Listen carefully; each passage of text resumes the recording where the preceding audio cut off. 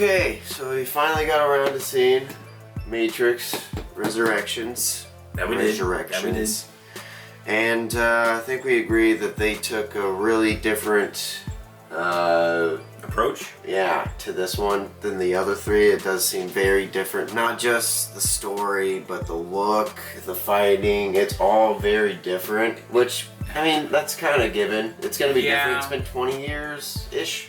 Yeah, getting close on 20 years. It's been a little bit, but to me, just like the new Star Wars, all that said to me was it's going to be even better now. Right. Because now the technology's there, and the choreography and the network, everything's just better now. But it's kind of just a bummer when it's kind of meh. Like, it's not bad, but it's not great. Realistically, that's the expectation. You expect it to, as time goes on, things get better in perfection, and like when movies are being made, effects, writing, sometimes, and just other things like that. But they definitely took this down a different path. Yeah. They changed quite a bit, like just the way it looks, stylistically, and just the way it feels and everything itself. But I mean some rules too, like some weird stuff are just changing, which I mean, if it's a newer version, they can always say that and that can save them from right.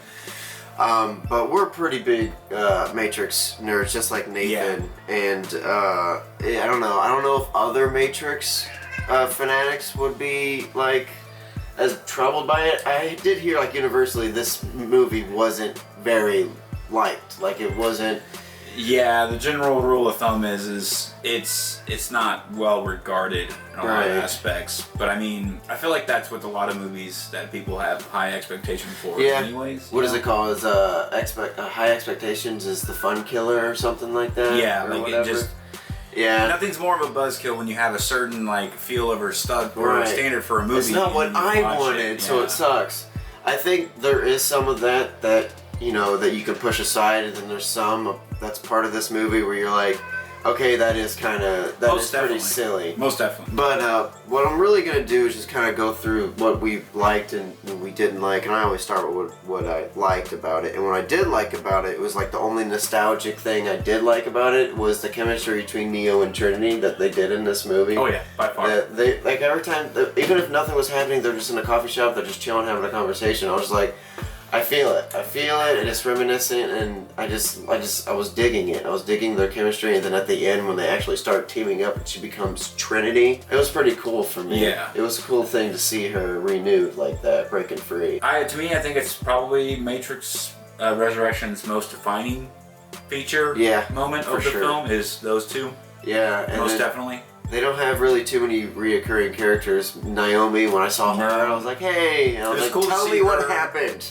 Apart from all the other characters, they are the only two that I felt, I guess maybe except for Bugs, but I definitely think they definitely were the best pairing of characters we got to see on the film. Like, Bugs was cool in her own way, but I felt like some scenes she was kind of like, like what's really needed here. Right. Same thing with like the characters we were getting but weren't traditionally the characters we're used to seeing, like Morpheus, Mr. Smith, right, and that kind of set. Yeah, that's gonna be like in my bad section. No, I liked it. I also liked what actually happened after the war. They don't really get into it in detail, but they kind of do, which is Neo not only saved the humans from Smith, he saved a lot of machines from Smith too, because programs were getting fucking copied and pasted too. Yeah. So they were having problems on both sides. So when Neo saved the day, he saved both humans and robots or machines, and so some of the machines defected to go to the humans, and then there was like a whole civil war with the machines, and then the machines just kind of continued on using them as batteries, and the other just helped advance the humans up with technology. I actually like that. I like the idea of some machines making the humans more prosperous because they see that they're on the same boat. And that would explain more of a better power dynamic of like good versus evil. Like you don't really get that in this film. There's not like, oh, the machines are bad and the war's still going again. You don't get none of that. It's just I know. It's never like it's just the like big baddie. Like, own isolated thing. You don't really get to see it. You see some sidekicks, some machine sidekicks, but other than that, it's really cool to see that they, even though it's 60 years into the future after the last film. Yeah, 60 years. So 60 years after that, they still, I guess, have a truce, semi have a truce, because they didn't have a war with the humans. They had a war with themselves. Yeah. Civil War. But they said that we're not fighting them anymore. We just got better at hiding from them. So I guess if they did find Io, they would just straight destroy it and take all. I the humans. guess they probably would see them as some kind of threat. But I mean, if they have It's just alternate power weird. sources like they talk to. Yeah, I know. They mentioned that, and they're like, nope, we're just gonna continue. That was on. another thing I never did understand. It's like by this point, by like 20 years later, you don't have like another, alternate power source that can keep you guys floating. Right. I didn't mind the idea of Neo being put back into the Matrix to power it. Like I was telling you earlier, like if they don't want another anomaly, because apparently it just keeps happening. Yeah. So if they don't want one another just keeps anomaly, popping keep up. the current one alive and just kind of coma base him in there, I guess. But he did keep breaking out. And they kept putting him back in, which just seems like a hassle. I mean, if they were going to do that, I could get down with that. Like I could get down with them using him as a battery. What they do with Trinity is a little weird, where they're kind of using them if they're too far apart or too close. Yeah, they it's all like fall apart. it's not so much like the opposites attract each other, but it's like north and south polarization. Yeah. Like it's because they have energy built up. They have greater energy when they are together than they Yeah. are further apart. It's just weird to me because now they're going with the two instead of the one, so it's like so it's not the one then, because it is kind of like they needed each other kind of thing, Right. which is weird because when Trinity died, he was still the one. Yeah, they I definitely don't said know. this was a love story, and this definitely was. There's a lot of romance in this movie in the sense of Neo cares a lot about Trinity, even though he doesn't. He kind of subconsciously knows that it's Trinity, but he doesn't know Right. how he'll come across if he's sound crazy or not. Because in his own mind, he's like, "Wow, that's Trinity, that's Right. her, that's everything." Yeah. I remember a little bit. And then she's just kind of off in her own Cloud 9 world. She's As, got a a different- family She's got a and shit. family. She's got a husband. The next one would be like the new architect, which is Neil Patrick Harris as the analyst. His dialogue did make a lot of sense, like the human condition in the modern world. I liked that part of it. He's talking about the human condition in the modern world and how it would make a lot of sense, especially nowadays when Yeah. we're hooked up to computers and phones, where it doesn't matter if it's real, it's a matter of what do we want it to be real kind of thing. We want to live in our own bubbles, and they said that some people will just kill for the comfort of certainty kind of thing. And I was like, Yeah, consistency. yeah. Cypher's a perfect example, and they even said in this newest movie that the Matrix won. Like the Matrix just kind of won. Like, why would you want to come live in this fucking shitty reality? Why would you want to break away from your mundane, boring life that Right. it may be, Right, but you have no hardships. right. You have live in a pocket in a hole in the ground kind of Yeah, thing. like you. The real life is more of a struggle than your fantasy life. I'm pretty sure Naomi said something like that. Some people want to go and just be jacked in, Yeah. just forever. Let's go ahead and go to the parts Let's get negative. I didn't really care for. The video game aspect of this, I feel like that could have been weird. taken out and nothing would have affected it in any negative way. You could have made the video game anything. You didn't have to Right. make it a Matrix Why couldn't it be video a game. book or something? Why See, does that and be this a video game? This is something I didn't understand. They definitely were very meta and very on the nose. With the Yes. whole Warner Brothers and The Matrix itself. Matrix franchise Trilogy. themselves. Yeah. In the Matrix universe, at least in this version of it, the Matrix trilogy is not a set of films. And there are games of it, obviously, you know, Right. mass media spin-offs and things like Path that. of Neo and stuff. Right, yeah. But this is not that. This, they pretty much, they 1, literally- 2, and 3. They'd say the first three movies are essentially a trilogy of a video game created by Thomas Anderson, Right. who is Using his memory.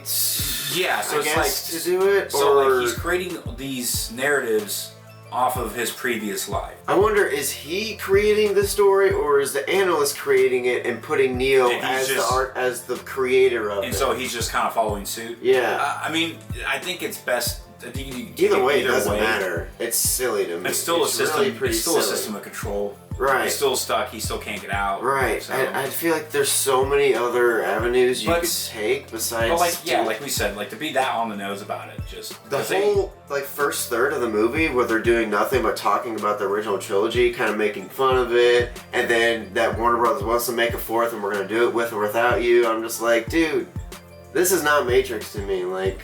yeah. I get it. You're trying to blow my mind. And I almost- talking about Matrix in a Matrix movie. You're right. You went down, not up. I almost wonder. Yeah, they were going down a set rabbit hole, and they were like, "Oh, look, shortcut," and went just completely off to like the right.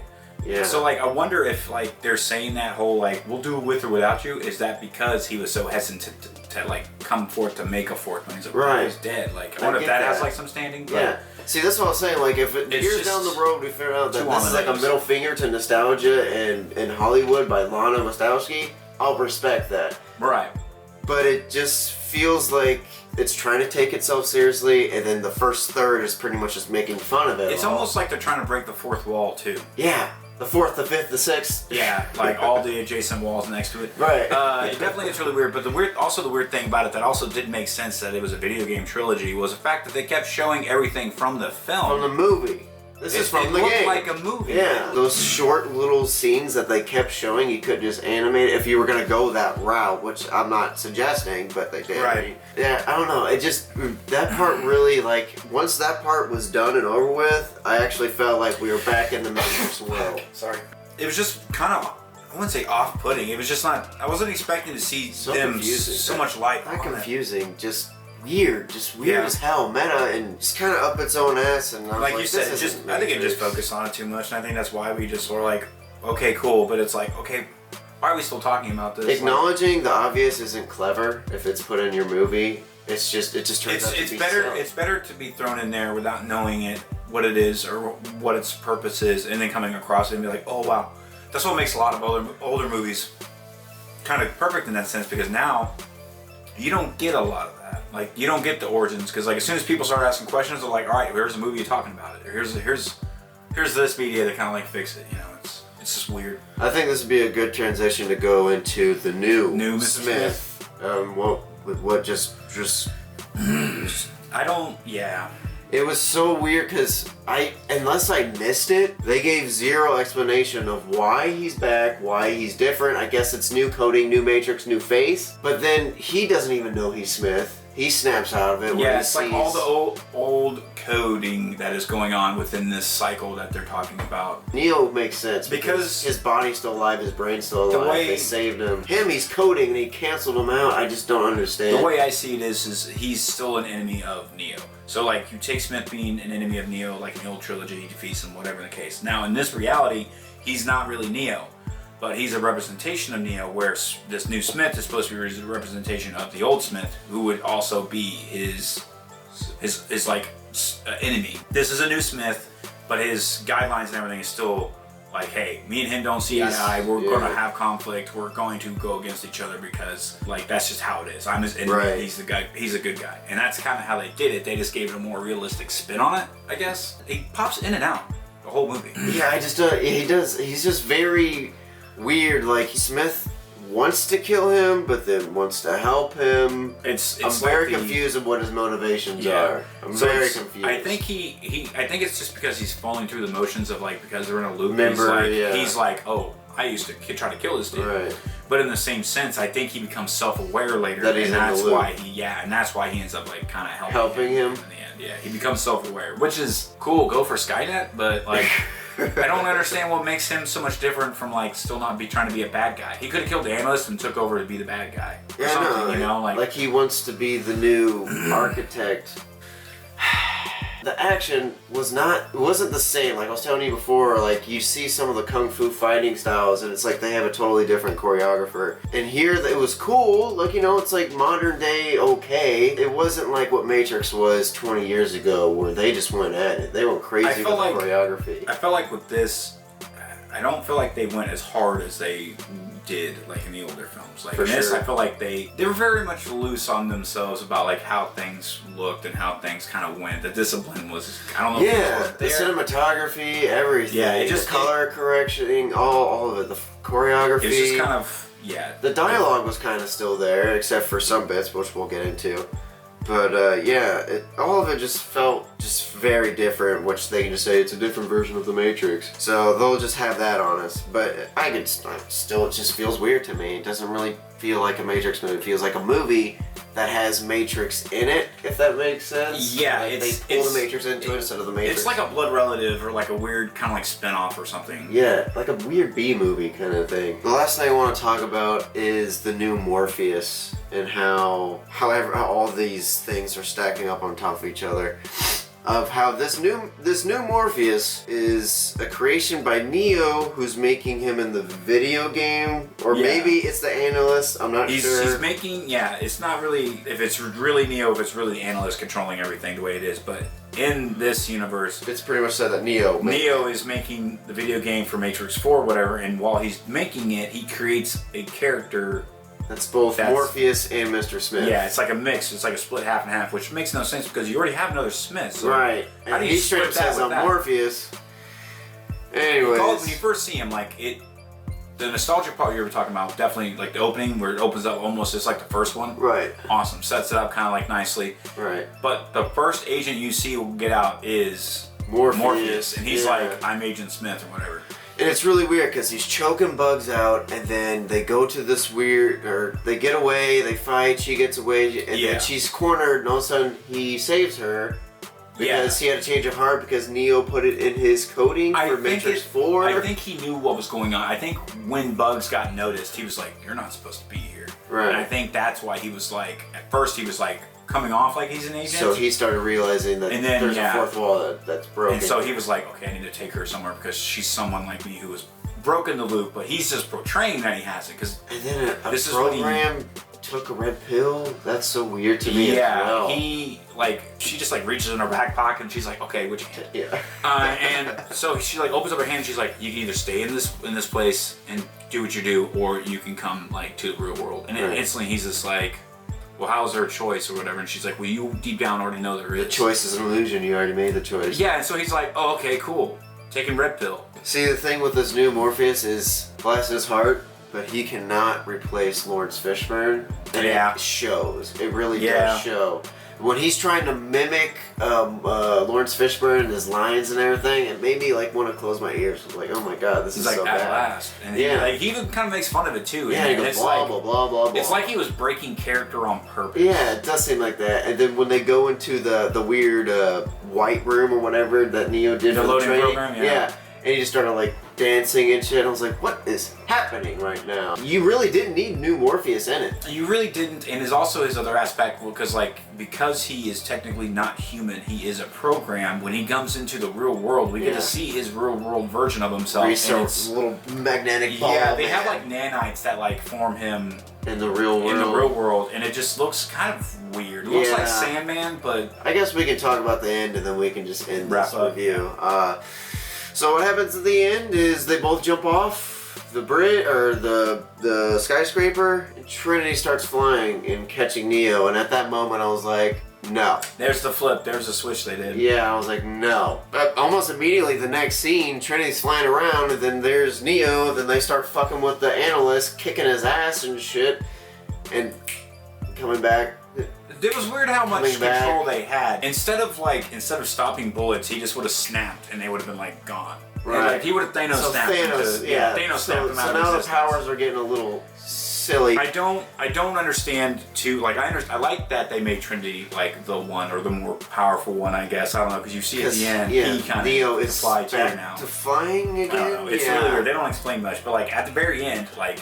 She rips a freaking hole out of the analyst's house, shows up, and it's like, look, this is how things are going to go. If you don't like it, tough. This movie, in general, it just feels like it doesn't know where it wants to go, because in the beginning, it was nostalgia, and then the middle, it was, okay, for real, let's tell you what actually happened between 3 and 4. And then they're like, the main objective, the main climax is, we just need to get Trinity out. Like, there's no... She did say that there was a war, but we didn't really see a war. That's what Naomi said. And then they get her out, they're king and queen of the Matrix again, and then it ends. It was very weird, yeah. Like, it kind of felt rushed. It wasn't like, oh, we're still in the Matrix and we're still evading the agents and stuff. Like, no, they were like, no, we took over. Right. It seems like they pretty much were just like, well, we're going to make it the way we want to because we can. Like, we have that power. And it's just like, you guys had this kind of power before. And you I know, exactly. But now all of a sudden you're just like, well, it's our world. Deal with it. I feel like there would have been other routes they could have taken. Obviously, they could have gone back to the previous 5 ones. My deal is with a lot of like standardized franchises out there is like, you guys already world built so much. You guys have so much in your lore and in your universe, your respected universe. Right. You guys don't have to create anything super hyper new that could either confuses all of us or make us different. You guys already had laid the groundwork, and you guys already world built so much that you guys can just build off of that, stem off of it. Like we talked about, like the other 5 iterations of the Matrix. That would be awesome to see. Right, exactly. Like go back. It could have been different. Yeah, you could have go to iteration 4, and it'd be like in like the 50s or something, right? Or like the 30s. Like there's a lot of cool things you can do, right? But they just kind of. It's the same thing with Return of the Jedi. Like it sets up. I get it. There could have been something afterwards because I know Lucas was going to do it. But then you literally bring the Stormtroopers back, you bring the Death Star back, you bring Palpatine back. It's just kind of like Solo's all for nothing then. Yeah, you basically are just redoing the stuff that has already been kind of done. But it's like, you guys have so much potential to do anything. I know. And literally Neo said in this fucking movie, he goes, so everything we did was for nothing. When he was talking to Niobe, he goes, everything we did was pretty much for nothing.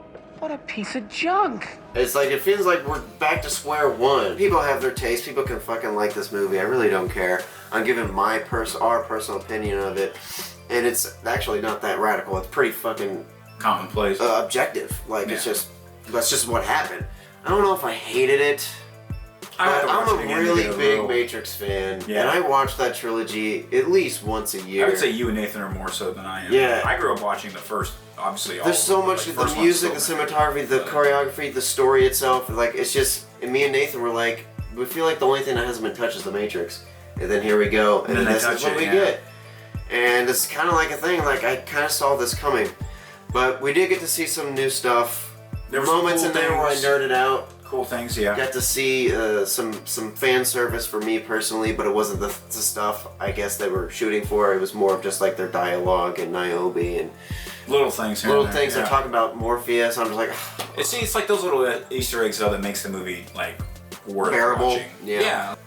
I mean, all of this is all kind of weird. I think it's good that we're trying to make sense of it, which you'll have. This is the thing. Like, I don't know. I never had this problem with. I guess I did. With the original Matrix trilogies, you have to watch it again and again and again and again. You're like, oh. Okay. The more, it's like the more viewings you give it, the more you actually understand it. The more you focus on it, because it's like I've had to do that for several films. I watch it and I'm just like scratching my head at the end. But it gets to a point where even when I watch Tenet, I figure it out and I still go. You see, the trouble of figuring that out and then the answer I get to wasn't to my satisfaction. Satisfaction. Yeah, it wasn't satisfaction. So it's still the end result ends up being okay. But that was our review for Resurrections. We'll see you guys in the next one. Take it easy.